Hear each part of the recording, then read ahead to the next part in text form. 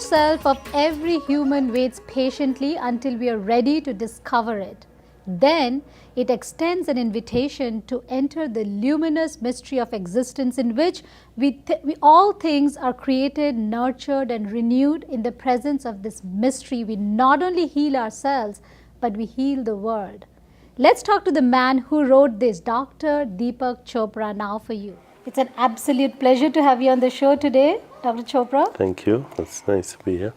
The first question to you is about your your theory on death, life and birth. You say death is the opposite of birth and life is the continuum journey. What should be our goal in this journey? The goal of life's journey is expansion of consciousness. So, we are born with a certain level of consciousness. As a child grows up, the child's consciousness unfolds. And at least in the Indian wisdom traditions, the ultimate goal is freedom, what is called moksha, which also means enlightenment. It's a shift in identity from what is called waking, dreaming, sleeping consciousness into soul consciousness, ultimately into cosmic consciousness, divine consciousness, unity consciousness. Now it sounds very abstract, but it's not. Our state of consciousness determines our total reality. So whether it's your perception or your moods or your thoughts or your personal relationships, your social interactions, your interaction with nature or with the environment, this all depends on your level of consciousness. And ultimately, the goal is to get to that level of consciousness where you're totally free of all conditioning. And so you can be infinitely creative, infinitely compassionate, infinitely loving, and infinitely free.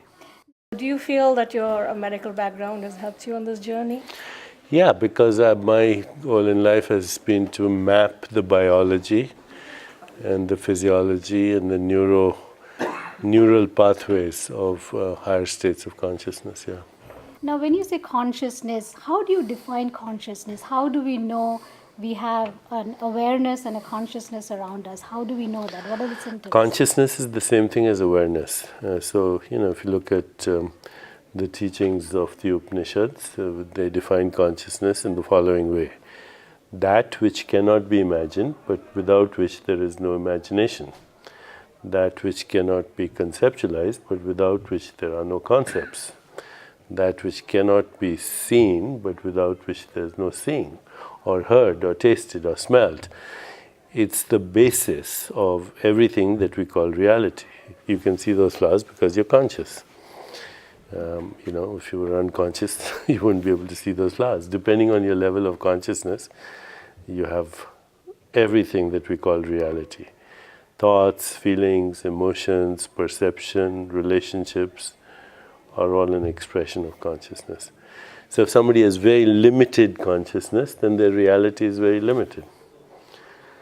If they have expanded consciousness, then their reality is expanded.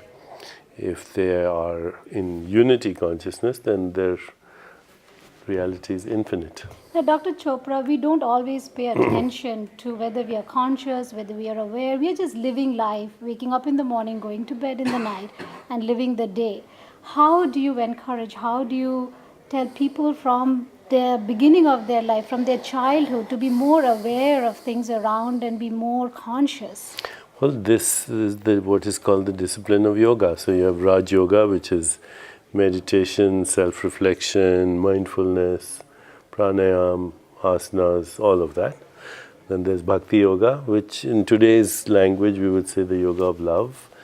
There's Karma Yoga, which is yoga of action, where you come from a place of service and detachment. And then there's the yoga of the intellect, which is a true scientific understanding of what consciousness. So what does the word yoga mean? Union. Union with what? The source. Mind and soul. Yeah, well, the source, which is consciousness. Mm-hmm.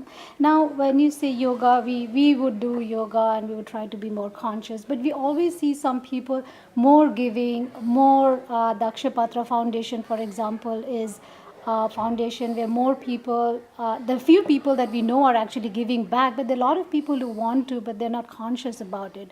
How would you spread that awareness? I have always found that when you tell people that giving actually connects you to your own self, that there is a whole neuroscience today that explains what happens in your brain, what happens in your immune system, what happens in your self-repair mechanisms, homeostasis, when you come from a place of love, compassion, kindness, joy, equanimity, what the Buddha called divine attitudes, that you are a healthier person and you're a happier person. And ultimately, that's the goal of all other goals, to be happy. Thank you so much, and Okay. I'm sure your words of wisdom will spread around. Thank you. And more people will be more conscious about this.